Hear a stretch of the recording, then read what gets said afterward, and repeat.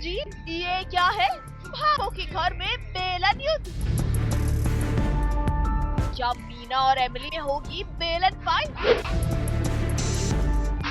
फिर भावो अपनी दोनों बींदड़ियों को बेलन क्यों दे रही है भला?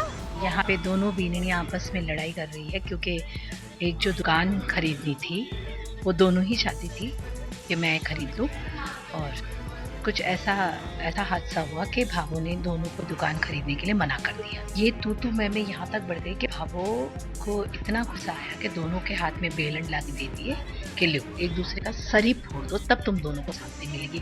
कुत्ते बिल्लियों की तरह लड़ रहे हो। अच्छा जी, यानी सीरियल दिया और बादी में भावो के घर पड़ गई है धूम।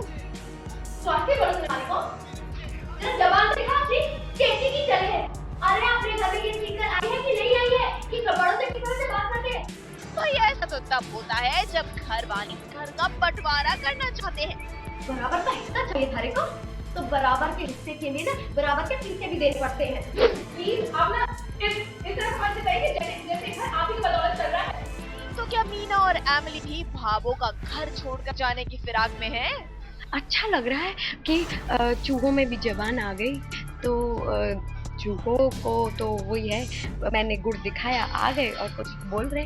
मजा तो तभी आता है ना जब कोई मिले, कोई बात करने के लिए कुछ तो मसाला मिले ना।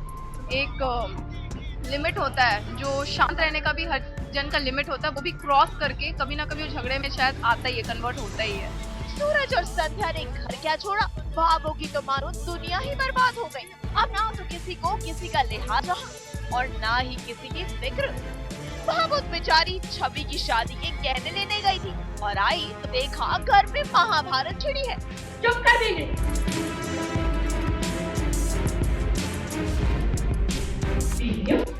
चलो जुबान में काबू में रखना। फिर क्या, भावो को आ गया गुस्सा।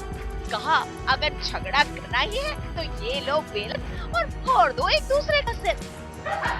डरे क्यों है? उंगली में दिया है ना, तो धमका से कोई डरे। ले पकड़, और तू भी ले और दोनों एक दूसरे का माथा फोड़ दो। भाई भावो का गुस्सा देख बहुएं तो शांत बैठ गई, मगर बंटवारे की ये चिंगारी दबने वाली नहीं। जल्दी अगर सूरज और संध्या ने कुछ नहीं किया तो फिर भावो अकेली रह जाएगी।